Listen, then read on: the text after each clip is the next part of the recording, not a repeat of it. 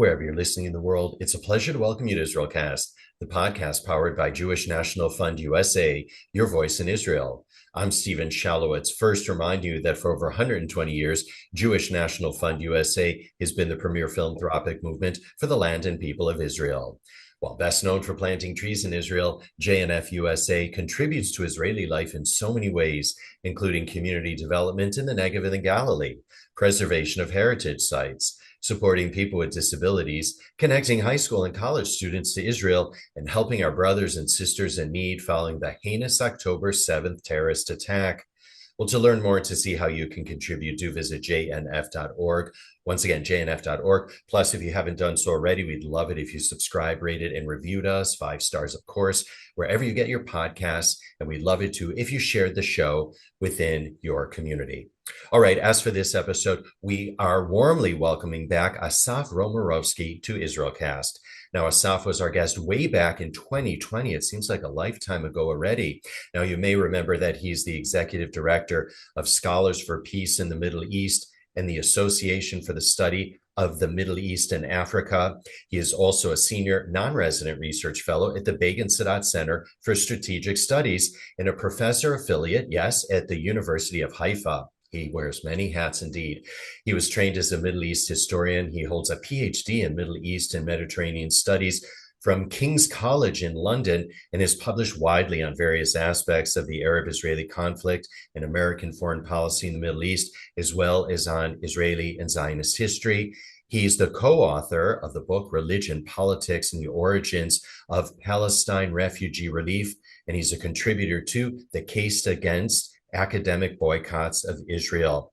He is co-editor of the forthcoming book titled October 7th, The Wars Over Words and Deeds, and you can read his work in publications really all over the place, the Wall Street Journal, the National Interest, the American Interest, the New Republic, the Times of Israel, the Jerusalem Post, Ynet, and so many others. Tablet, of course, we have to give them a shout out as well because they also have run Asaf's pieces there too. And without further ado, we warmly welcome back Asaf Romirowsky to IsraelCast. Asaf, it's always a pleasure to speak with you. Thanks once again for joining us.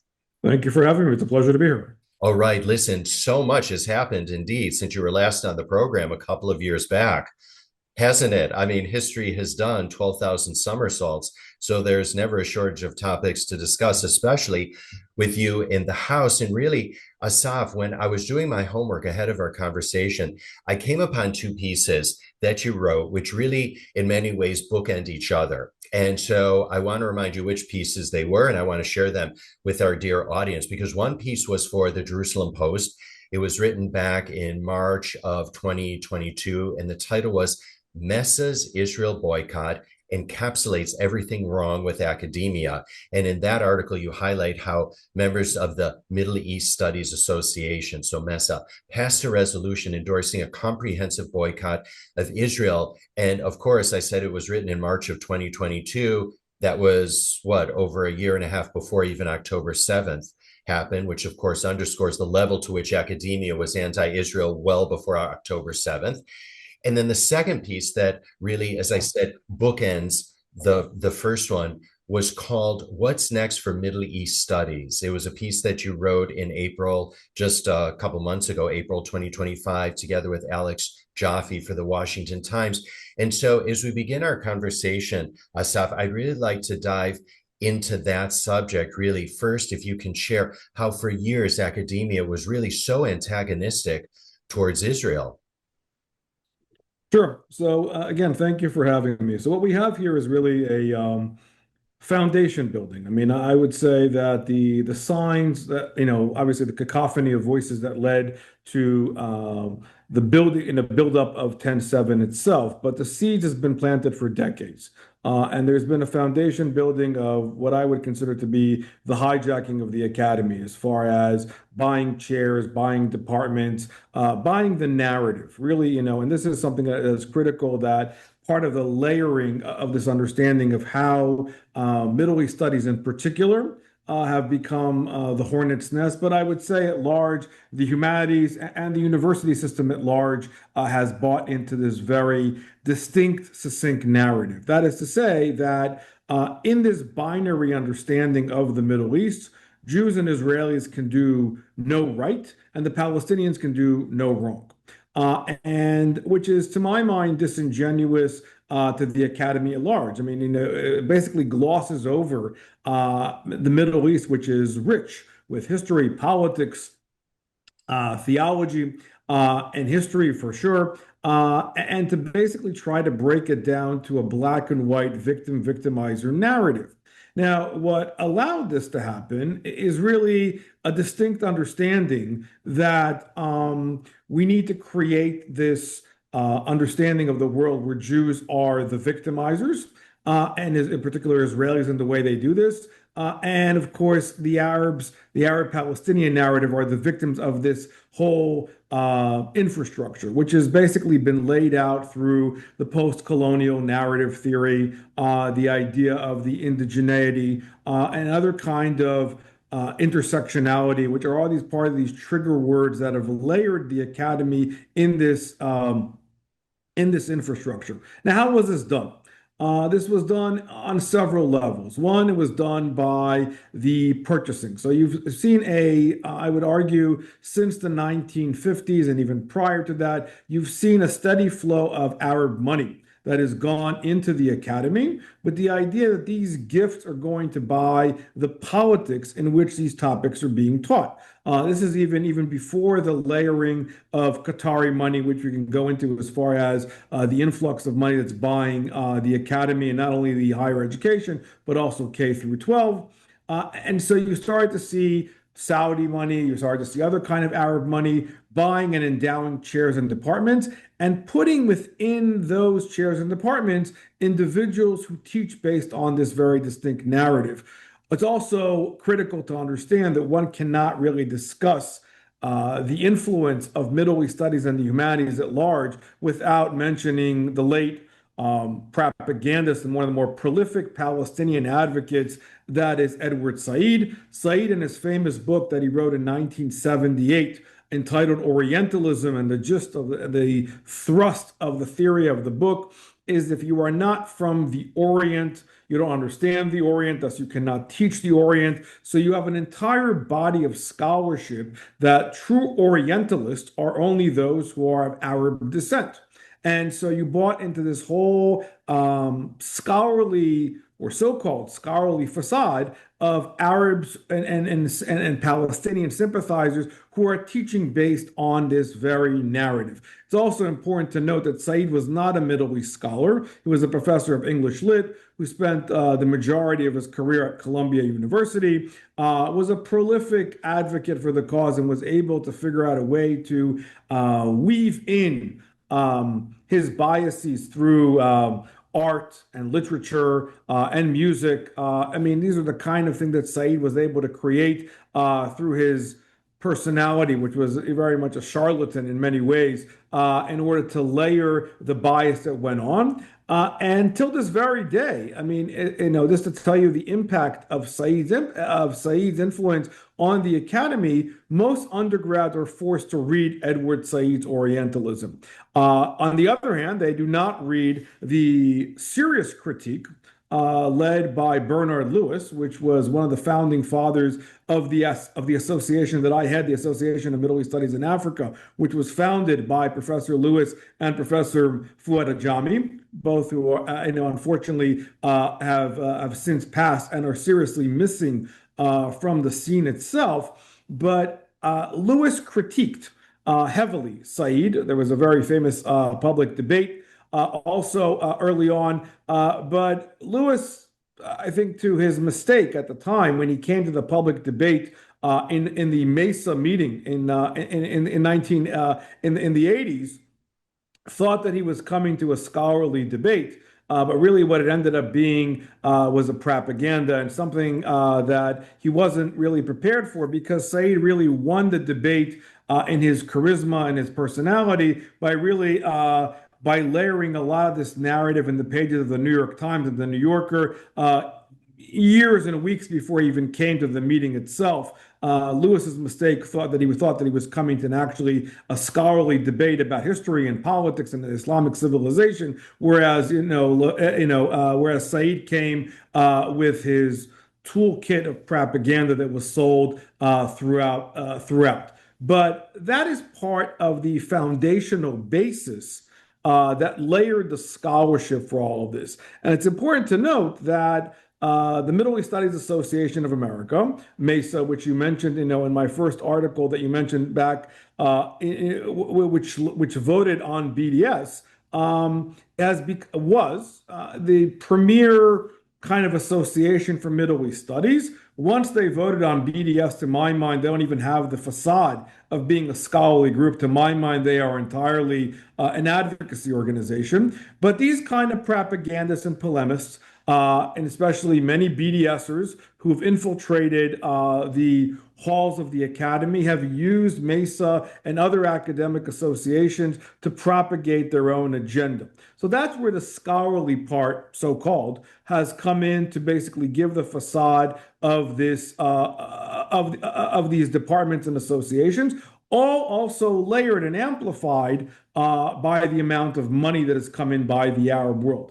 It's also important to note, again, there's a lot to unpack here. It's not only it's also the kind of money that was layered into the academy, and I'm also talking about terrorist Islamist money that went on to buy these chairs and departments. And within the use of those kind of monies, that's also where they have legitimized terrorism within these different disciplines at large. Can you elaborate then on where that terrorist Islamist money is coming from and what are their core objectives? So it's critical to understand. Which universities are we talking about here? So we've seen over the years, again, money that has come in from different places. There's been a great deal of Saudi money, Qatari money that has gone into universities. There have been chairs that have been bought with dubious sources at large. Let me put it this way: when you have professors who are now who've had ties to terrorism. For example, you might remember back in 2004, there was a famous case study of Sami El-Arian. Sami El-Arian is a professor of South Florida, who was able to funnel money to the PFLP through his email account.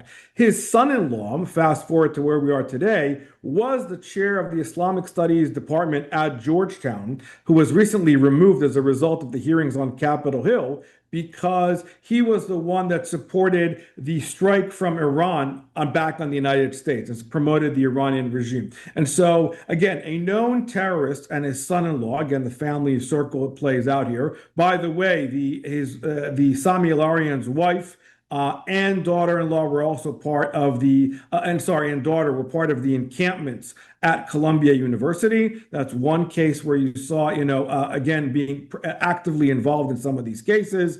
Also back in, I would say 2004, 5, I was part of the exposure of a university professor who was a Fulbright visiting scholar at Florida Atlantic University, an individual by the name of Mustafa Abu Sway, who was a member of Hamas, who came here on a Fulbright scholarship and taught Islamic studies at FAU. And so the use of terrorism money and the use of different charities that have been able to layer themselves as legitimate or so-called legitimate because we have not really paid attention to the ideology of where they're coming from has also been part of this infrastructure. It's worthy of note that many of the individuals, like for example, the preamble, the precursor really to the main propagandist voices and pro-Palestinian advocates on American college campuses today, a group known as the Students for Justice in Palestine. SJP, the preamble to SJP was a group known as GUPS, the General Union for Palestine Students, started operating in Berkeley in the 1970s and 80s. Many of those individuals who are currently now professors were able to insert the Palestinian propaganda already on the campuses. Campuses were always fertile ground to all of this activity. And one of the main sponsoring groups of the SJP today is a group known as the AMP, American Muslims for Palestine. And American Muslims for Palestine their origins go back to the case after 9/11 related to the Holy Land Trust Foundation case, the Holy Land case. And there you also had active members of Hamas, the Muslim Brotherhood, and others who were using were using charities to basically layer themselves and use American institutions, and namely the academy, to basically propagate their own narrative. And so it's not a surprise. And at the end of the day, what was really their objective in terms of funneling all this money into universities, setting up all these chairs? Was it just simply to get the students, to get the communities just totally indoctrinated in their way of life and their way of thinking? Yes, I mean, basically, there is an active attempt to turn America and the West on its head, with the idea of what we call in the social sciences agents of influence, or what is considered to be soft power. And soft power is illustrated in no other way, form, or shape, like in the academy and journalism and others, with the idea of winning the hearts and minds of the West. I mean, so if you take that point and how successful they've been, the Jewish community has been very active about supporting their alma maters, universities, and investing in universities. I say this tongue in cheek, but I think it's factually true that we may have bought the buildings, but the opposition has bought the education. From a cost benefit analysis, they've done a much better job and a much more strategic way of winning the hearts and minds. So if you take, even as a comparison, what happened during 9/11 to 10/7, the amount of zeal and pride that you saw on 10/8, on 10/9 by students on American university campuses and professors who were walking around with pride and zeal supporting Hamas, Hezbollah, ISIS flags, waving them and saying how how this was awesome, and they felt exhilarated by this kind of narrative, where you're supporting terrorism on an American college campus, is all part of that narrative and allowed to thrive with the guise of so-called legitimacy under the what is considered to be, which is religiosity at American college campuses, that is academic freedom. Academic freedom has no boundaries and clearly no red lines as to how these messages are being articulated. And I'm guessing you weren't surprised when you saw the encampments and you saw people, again, as you said, taking to the quads on October 8th, 9th, and 10th and shouting how wonderful October 7th was. Unfortunately not. I mean, we've seen the signs of all of this. I mean, we've seen, and the signs have been the ideology, the money. It's what I call in this forthcoming volume that you mentioned early on in the introduction. I have a chapter basically that deals with the political economics of anti-Semitism, which basically unpacks how anti-Semitism was normalized in American society, how foundations, how different charities, the Rockefeller Brothers, the Ford Foundation, just to name a few, the Tides Foundation, Westpac, all the foundations that you may have heard, that you and your listeners may have heard of as we were talking about unpacking BDS. In the early 2000s, are also part of this, part and parcel of this larger narrative. And so it's the ideology that was bought in, but it's also the money that funded all of this. And it's not only Middle Eastern money. There is also Chinese money, as far as the CCP, there's Russian money. And so all of this is part of the idea of using the American institutions, but the sole, again, goal of turning American democracy on its head through its very institutions. And so if you think about that, whatever happens in the academy never ends in the academy is a larger cultural American problem. So when you look, for example, and we can dive into this, we're not going to be, too much in the political realm of all of this, at the current mayoral race in New York, I was going to ask you about that, Asaf. comes to Mamdani, and you talk about an individual who, again, was carrying around slogans. Words have consequences and have meanings as far as globalized intifada. We saw it in Colorado. We saw it in Washington. But the fact that these are sold as slogans, as far as talking about the oppressor and the fact that we need, that people who believe that they're socialists and Marxists, and the fact it's only, it's only a slogan, doesn't have any consequences. They actually are wrong about that. But that's also what we saw paraded around during the encampments in 10/7. I mean, what was fascinating, and really, if you ask me today, we're about to mark this October, 2 years since the beginning of the war and the anniversary of 10/7, is that the level of denialism you saw, where they documented on GoPro letters. You had, footage, like, no, about the biggest jihadist, Islamist, Nazi-like brutality taking live effect in, live coverage where everybody's, is happening since the Holocaust. And raping, maiming of killing of Jews. And yet the world has turned a blind eye to that reality. And here you are 2 years later, and the focus is not on that. And we still have hostages in Gaza. And so that was the message that was internalized by university professors and students, all these groups who were trying to turn basically the pyramid on its head and basically say, no, we're still the victims of all of this, despite all of this. And Hamas is a resistance organization, despite its charter. And so we can rationalize this through the halls of the academy. Asaf, it would seem to me that Jewish organizations completely missed the ball on what was going on in academia all of these years. Am I off the mark on that? You're not off the mark. And it's been an unfortunate reality. I think that many organizations who thought that they had allies, that they were working through dialogue and all kind of interfaith and Abrahamic faith, all, I think, good initiatives, some naive, some not. Nobody was there on 10/8 and 10/9. I mean, the world turned on the Jewish community to realize that despite the fact that we thought we built bridges and we were working together and trying to understand the reality, 10/7 comes around, but 10/7 did not come in a vacuum.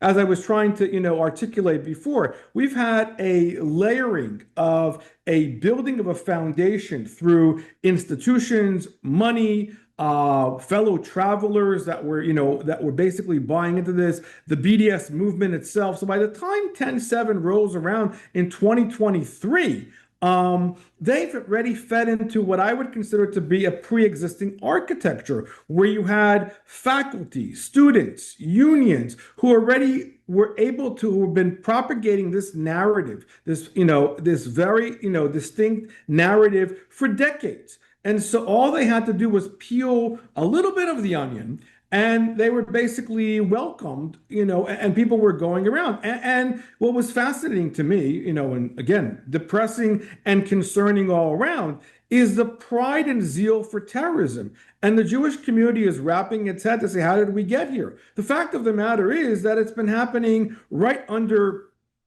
it's been happening for decades, and we've ignored it. And I think that that's part of where, unfortunately, we're playing a lot of catch up now. But I don't think we need to be naive about this, and we need to be very careful. I mean, look, I live here in Philadelphia. One of the first documented meetings of Hamas was back in 1993 here in Philadelphia, where there was a meeting of Hamas with the idea of exactly doing this, projecting a charity, raising money for Hamas money, using, using different charities, using universities. And it's no surprise, I would also, point out Hamas starts, operating in Gaza in 87. By 1993, they're already here in Philly in my backyard. And I would also remind everybody, those are the Oslo years where the entire Jewish community is, talking about the end of the Arab-Israeli conflict and peace in our times, et cetera, et cetera. Hamas was very clear in its very narrative that they were going to stop Oslo. They saw it as a threat, and they came here to the United States to make sure that that narrative is going to be sold and layered within our American democratic institutions. Asaf, before we talk about college campuses today, I want to go back to something, though. You said that the CCP, Russia, the Qataris, the Saudis, they want to turn American society upside down. What is their end game in doing it? I mean, what's really do they want out of it at the end of the day? Do they want to just sort of dilute American power? Is that what it is? That's how it's sold. I mean, the illusion of American power the fact that America is wrong in every way it does business. I mean, look, going back to my point about Said and Orientalism, if you look at the imagery of the cover of the book of Orientalism, or the whole concept, it's basically the fact that the West is too open, too promiscuous, and are trying to seduce the East into its promiscuous ways. And so, as a result of that, the East, the Maghreb, the Middle East, needs to defend itself and become more orthodox in its behavior because of the threats that the West poses to the Middle East lifestyle. So you had actually many members of Hamas members themselves, including, by the way, I would also note that Mohammed Morsi, who was the head of the Muslim Brotherhood during the stint that he was the president of Egypt, was also a proud graduate of American institutions. And the founder of the Muslim Brotherhood was started in Egypt. Said Qutb also came to American institutions. And when he came back from the United States, he said, we got to become more orthodox because of the threats that are coming here.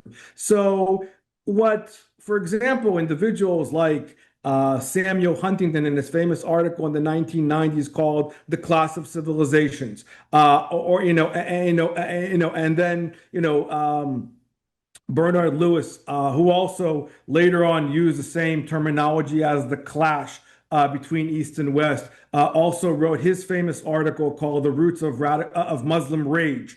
I mean, there has been a copious amount of individuals who unfortunately over the years were attempted to be marginalized by the mainstream because they all depicted them as warmongers, as neocons, or whatever else they wanted to kind of label these individuals.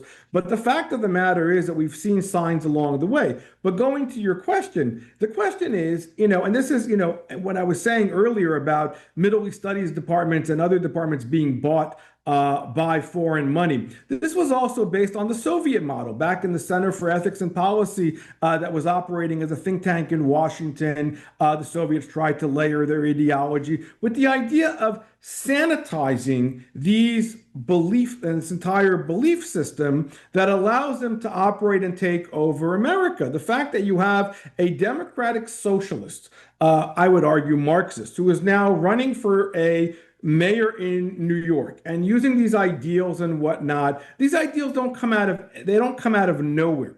And Mamdani, in many ways, is a poster child for that byproduct of that generation, and how they've been able to use and abuse the American system to their advantage. And so their end goal is to turn America on its head and to try to use our democratic values and systems against us.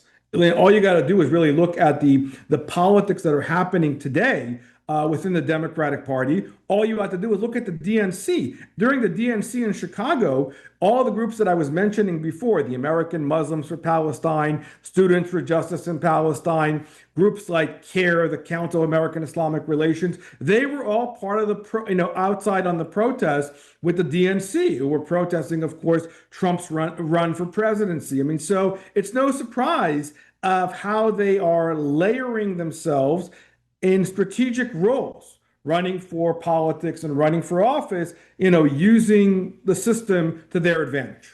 And it's interesting that the money is coming from these very conservative Islamic countries. And as you said, they are afraid that our way of life is going to impede their way of life. It's going to change their way of life. Yet, many that are taking to the streets or on the college campuses are these ultra liberal groups, which runs counter to everything that those Islamists stand for. So you have those liberal groups in bed together with these Islamic groups. 100%. That's basically a conflation or a coming to terms of the red, brown, and green alliance all coming together, all under the guise of what is considered to be the intersectionality narrative. And the intersectionality narrative, basically in its most simplistic terms, is basically the fact that if you feel sympathetic or care about the other, in some way, shape, or form. And again, the gold standard of oppression within the pyramid of oppressed groups is the Palestinian narrative. So if you support any oppressed group, you must support the Palestinian narrative. And so all these groups are coming together, whether or not there's actual factual or data connection between them is zero to none. They just feel, again, there's a lot of feeling and a lot of simpatico based on feelings, not based on reality. And so when you talk about that intersectionality, that's exactly what happens when you talk about the LGBTQ community supporting Hamas or Queers for Palestine or whatever it is. I mean, when you don't understand the reality on the ground, because if you're openly gay or queer or whatever you want to be in Gaza, you will literally be hung. I mean, there's no doubt about it. Their narrative is completely binary. They don't debate this stuff. But what we are seeing here is an attempt under the guise of progressivism, liberalism, the fact that we stand for those values, and somehow that is executed within the Palestinian narrative as the quintessential poster child of that oppression. I mean, look, there is a connection. There's not a surprise that some of the hostage takers, and we have evidence of that, who were journalists, who were in direct contact from the hostage homes to the encampments, where you had members of Al Jazeera who were, and you had members of Hamas early on in the war who would go on Al Jazeera TV and other Hamas television and would thank American students and professors for the support for the cause. I mean, this is all part of the Hamas warfare that has been able to use. And if you look at the war itself, there are several fronts. There is the front on the ground. There is the patrons of 10/7. That is all the countries who allowed this to happen, from Iran to Malaysia to Lebanon to Turkey. And then you also have the American front, which is the front we're fighting here, which is the American college campuses. And so there was, that's all part of their platform to layer this support. I mean, it's no surprise that on 10/8 and 10/9, groups like SJP had toolkits to say how to activate and mobilize the campus. I mean, they were prepared. And so again, this did not come in a vacuum. There was a plan, and they followed it to a T. Yeah, they really connected the dots, didn't they, before they started? So we're recording this episode we should share with our dear listeners on Wednesday, the 13th of August, 2025. We'll be releasing it on the 20th, so a week from today, just to give context, because school is starting right now, right? I mean, kids are beginning to go back to school, to go back to campus. What do you expect to see then, Asaf, on college campuses this fall?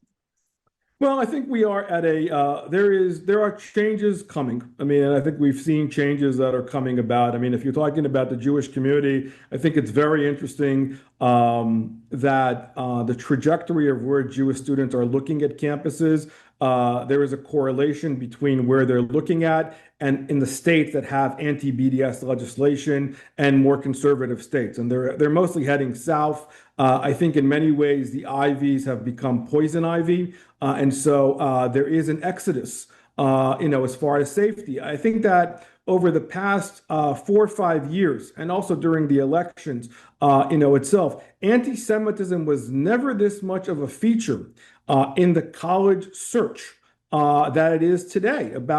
Because this is not only verbal attacks on Jewish students where you have swastikas. These are actual physical attacks on Jewish students where we've seen, you're in New York, so we've seen the violence that are happening in the streets of New York on Columbia's campus and other campuses. There is a real concern about student safety. And it's not only limited to students. Both organizations that I head, AMIA and SPME, deal with faculty. I mean, I hear also daily horrible stories about attacks from faculty from their peers who feel marginalized and isolated if you're even sympathetic towards Israel. What kind of attacks are you seeing or hearing about, Asaf?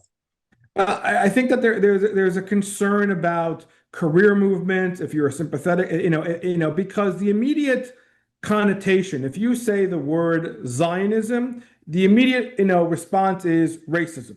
And so Zionism is racism. And if you are sympathetic to the Zionist cause in any way, shape, or form, liberal, conservative, or whatnot, in one element of it, you are immediately defined as a racist. And there has been obviously the debate about race in America has been a huge debate. People are concerned about fighting racism.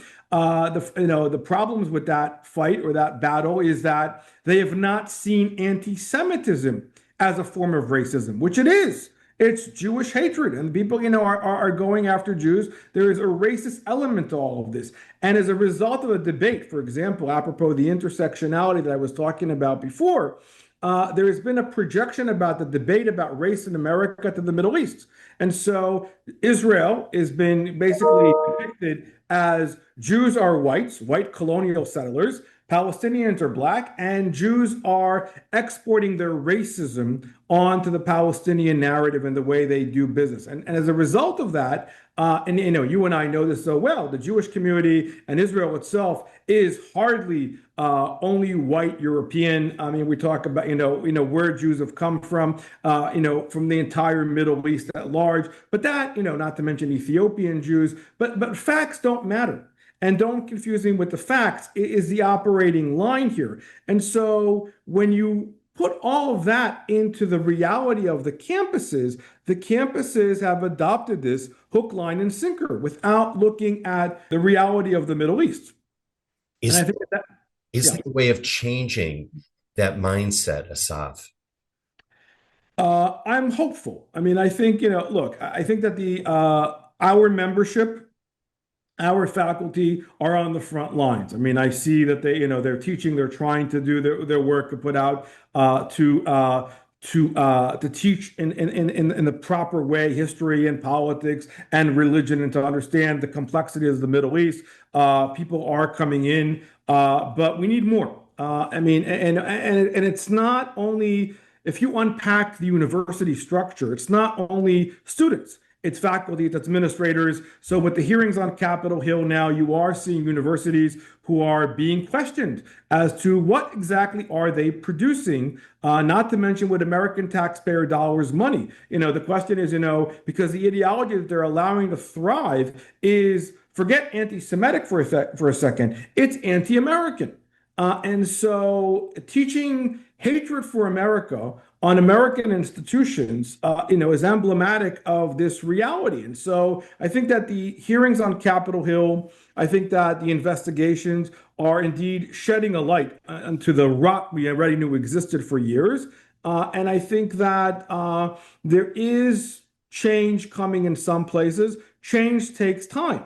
It's not only about academic freedom. I'm all for people expressing their opinions and whatnot, but it's also about academic responsibility and not shutting down debate and discourse. Because what's currently happening now, that if you bring up topics like Israel and Zionism and things that don't, fit well within the zeitgeist of the culture on campuses, you're shut down, you're canceled, and that's part of the problem, which is antithetical to what discourse should look like. Yeah. And the blame game is always blame Israel first. I do want to give a shout out to some universities that are getting it right and that are welcoming Jewish students. My undergraduate alma mater, for example, Washington University in St. Louis, has done wonderful work in terms of embracing the existing Jewish community that's there, but also welcoming Jewish students as well. So kudos to them. And there are other universities. And as you said, many of them tend to be in more conservative states, many of them in the South. 100%. I mean, you're seeing, again, this is not, there's not a cookie cutter model. Yeah. Universities are not all the same. They are politically, culturally different. The South is doing well. University of Florida, you mentioned Washington is doing well. Vanderbilt, places like Duke and other places. I mean, there are things that are happening, but it's about the balance, on the universities. Well, and it's also about the Ivies, which of course get so much attention and have the reputation of being an Ivy. And that's where I wanted to go with you right now, because I wanted you to unpack cuts in funding and cuts in federal funds that are going to universities. If you can kind of take us through that and what you see happening in the new academic year, especially as it relates to the sciences and your thoughts Sure. on that. Yeah. I mean, look, I think that there's a lot of sticks and carrots that are playing out here. There's going to have to be some kind of compromise and some kind of understanding of what the reality is. Universities can't keep on, universities want to take money, but they don't want any kind of accountability and transparency as far as what they're producing. And so I think that, look at the case study of Columbia. So Columbia just paid now, a few $100 million, as far, this is what has been reported as far as the compromise as far as Columbia. But as far as, even if they pay, 300 to 400 million dollars or less, they get 1.8 billion in grants. And so, you got to like also put the proportionality here as far as the grants that are there. I think that there is going to be, depending on how resistant they are to change, universities could potentially lose at all this. I mean, you're seeing Harvard, that is playing, is fighting the fight. Harvard thinks that, it could continue the fight. Harvard has an endowment of a small European country, but feels the need, and Harvard is Harvard because of of what Harvard represents. But I think that so Harvard can continue fighting the fight, though it's claiming that it's losing money in its tuition and its overhead and other kind of things as a result of the exposure that's happening now. If the universities are social indicators of American society, which they are, and we see them as a part of the meritocracy of American life, then there has to be some kind of understanding of what the institutions are producing, where the federal government is playing part into all of this, and they need to find a way to compromise on all of this. The idea of taking money and billions of dollars from the federal government and saying that they are absolved from any kind of transparency and accountability to where the money is going is absurd. I mean, the universities have been, it's part of what I consider to be the academic industrial complex. They've been operating like hedge funds, and that's how they operate. As far as their endowment, as far as their real estate investments and whatnot. And so now they're using some of that capital in order to kind of ride the wave. Some of them are as far as the criticism that's being waged by the Trump administration. But I think that they can no longer hide from this. And I think that the other part, the other feature to all of this, and I know you want to ask a question, but it is just has to do with registration and the administration and the as far as admissions process. Who's coming to the universities if they don't feel that their kids are going to be safe on campus. That's another dimension to all of this. Well, let me pick up on that before I ask the question that I was going to ask Asaf. You read my mind there. How do universities then approach taking in students, and what sort of filter then should they be adopting moving forward, especially as it relates to foreign students? Yeah, And do 100%. you have a litmus test, not you personally, but I mean, is there a litmus test then that universities can employ for even American students that are radicalized before they get to college? Because that's an issue. 100%. So we recently actually issued a memo about reform in higher education. At a basic level, I think that universities need to revamp the entire admissions process. There needs to be background checks. They need to find out where these individuals are coming from. It does not say on an application, were you ever a member of a terrorist organization when you apply for X and YZ school? And so there has to be a much more clearer understanding when it comes to foreign students. This also is not only, I would argue, employable to students, but also to faculty. The most powerful faculty committee on most universities has to do with with promotion. and associate. And so one needs to also look at, tenure, as far as what the universities are, these tenure radicals, what kind of ideology is coming in, their affiliations, with other groups on campuses. And then, of course, there also has to be a question about foreign money, as I was mentioning before. Are they violating FARA violations? And so universities need to be questioned about, FARA violations as well. Questions of, of background checks. Why aren't they doing any of this? Or are No, they? that's not been part of their processes. Why Not to not? mention the fact that foreign students who pay full rides, that universities don't want to say no to that because that pads the It bottom goes line. back to your point about just being hedge funds that give out diplomas. Yes. I mean, that's And really what it's about. I mean, at the end of the day, it's all about money. That's why they're accepting hand over fist all this money from Qatar and everywhere else. And then when it comes to research, scientific research, for example, can you just address that? I think that, if research is being done and should be done when it comes to medical research and cancer research and whatnot, those are things that need to be looked at very carefully. I mean, I think that universities, those are good things where universities should be producing the kind of research.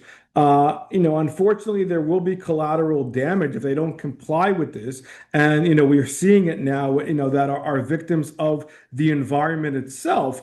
But I think that university and the trajectory that they're going, they need to be accountable to all of this. And this is where we can, I think that the government and the university needs to come to some kind of compromise about what these things look like, and as far as what oversight looks like, what is the product that you're producing, what is the amount of money that you're getting to produce these products and research, and these are things that need to take a very close look at all of this. I mean, there's also options as far as putting departments who are not producing or not doing what they're supposed to do on receivership. I mean, there are different ways and different tools to look at all of this. But again, to my earlier point and to your question, nobody's ever asked them in the past. I mean, there's been a kind of an understanding that, we send our kids to college, they get an education, they get a job, but that's not been the environment because the universities themselves have transformed themselves into these platforms of radical ideologies, that are, and you're seeing the byproduct, of encampments and other kind of things. Yeah, Asaf, and what really scares me is that it's not just higher education because kids are being indoctrinated younger and younger, and the teachers that are coming out of places like Hunter College across town here in New York City, wearing the keffiyeh, going out there and protesting Free Palestine, they're the same ones that are teaching the little ones once they graduate.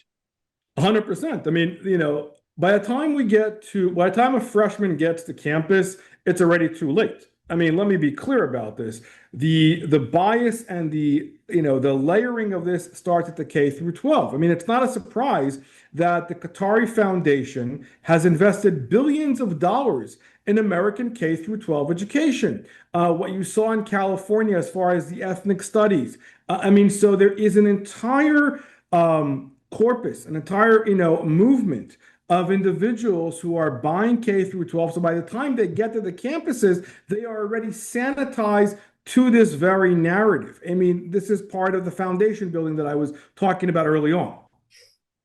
As I'm hearing about the Qatari money, and just as an aside, when I go to the doctor and here at Weill Cornell, and I see that the Qataris have given money, to build the buildings here, and you go to different institutions here in New York City, and there are all the plaques, and it says how the Qataris, helped out and funded whatever it is that they funded, and I think to myself, before they started funding everything and before the Saudis started funding everything, we were able to get by just fine.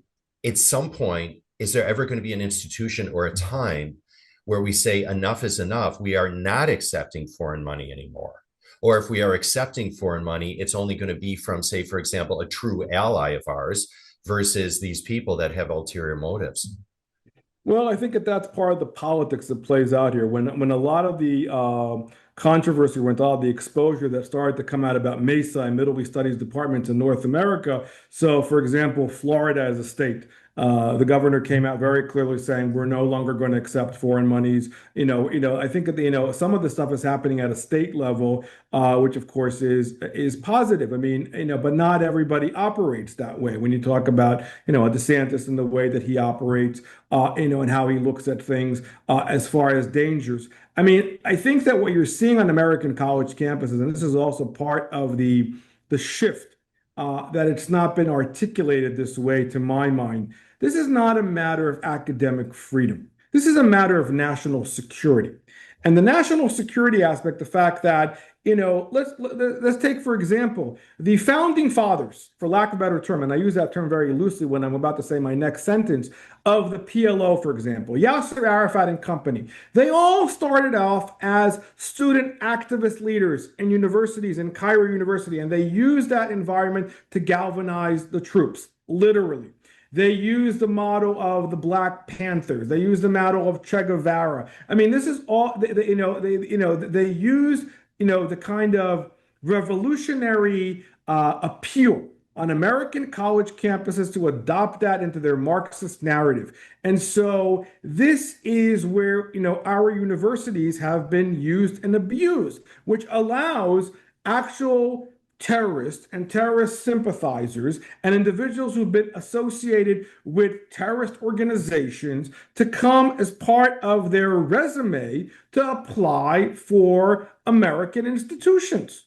And so, again, background checks are critical. I mean, I think that this is, you're seeing it with some of the debates as far as what's been happening in New York when it comes to, Khalil and Muhammad Khalil and other cases when it comes to evidence, of people who've been associated with groups who've had direct ties to foreign terrorist organizations. If there's evidence, and there is evidence to point to some of these issues, then there should be consequences. What do you think should happen to Khalil? I mean, to my mind, he has been,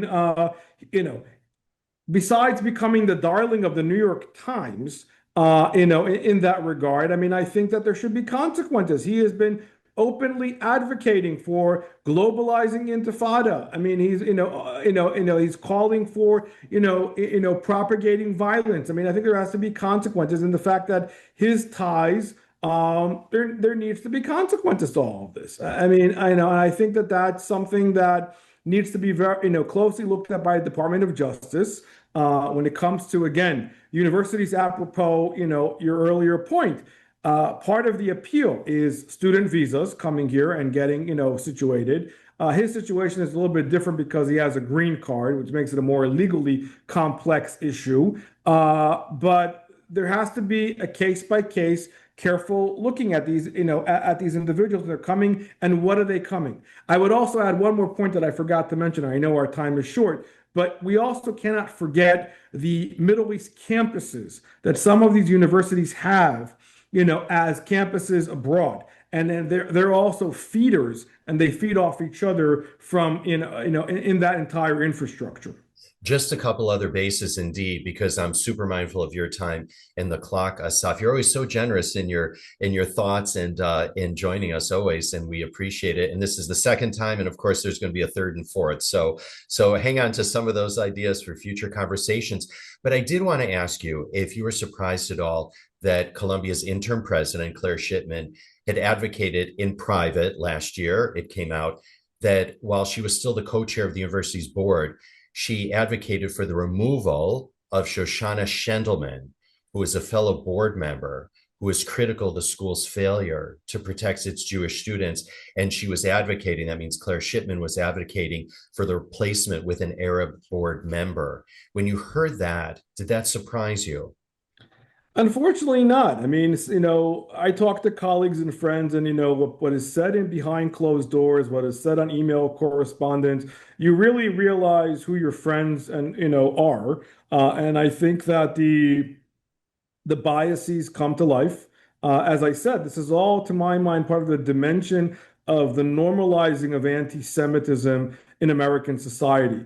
How are people not shocked? Or are people not waking up when you had, the senseless killing of the two young staffers in Washington, in the name of Palestine, the attack on, about release, the attack in Colorado, the attack here in Pennsylvania, to my mind, on the governor's house during Passover, also in the name of Palestine. I mean, I think that, words have meanings. That's exactly why the title of this book that I wrote, that I co-edited with my colleague Donna Devine, has to do with the war on wars and deeds, and they have consequences, and somehow 10/7, has become in many ways the illustration of the lost in translation, where we have allowed ourselves to think that these are just meaningless words, but they're not.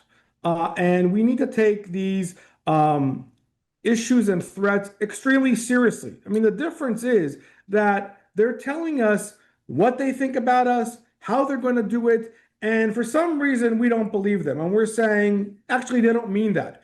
We have to understand that we are dealing with a culture of death, and no amount of Western democratic carrots is going to change that. No amount of money, as we saw, and this is a whole other conversation that was flowing into Gaza by the state of Israel, allowing money, Qatari money to come into Gaza, that would change their mindset about the desire and obsession to kill Jews and Israelis and Westerners.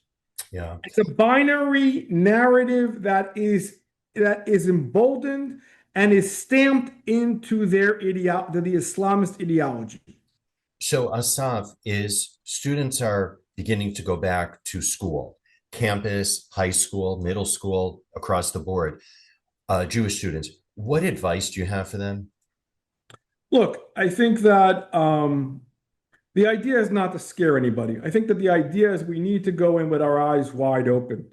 And I think we need to be cognizant of the reality. I think that facts matter. I think it's important to create, and this is something that is, that I hope will happen across the country, but is yet to happen. The adaptation, for example, of the IRA definition when it comes to what anti-Semitism actually is. I think that people, students need to get involved with school, with their school politics. Parents need to get involved with school boards and committees. And I think we need to be aware, and we need to there's a lot of resources out there. People are aware and organizations are aware of what's happening, and we need to advocate for ourselves. And we need to hold the institutions accountable for what they're supposed to be doing.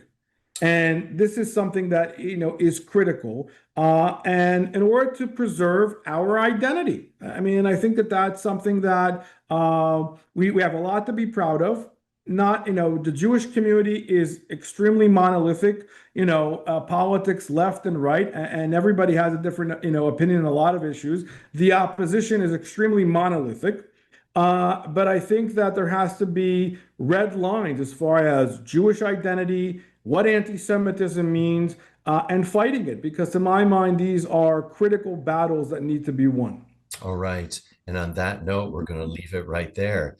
Dr. Asaf Romirowsky, it's always a pleasure speaking with you. And as I said a moment ago, this is our second conversation here on IsraelCast. I look forward to conversations 3, 4, and more. Deal?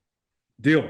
All right, you heard it here first. Asaf, thanks so much. And we'll indeed have info about Asaf on the show notes page of this very episode on our website, jnf.org/IsraelCast. We do release new episodes of the show every other Wednesday. I don't know why you would want to miss an episode when we have guests like Asaf on. And just so indeed you never miss an episode, do subscribe to us wherever you get your podcast. Just search for IsraelCast. As I said at the beginning of the show, don't forget to rate and review us, because that really helps make it easier for more folks around the world to find us.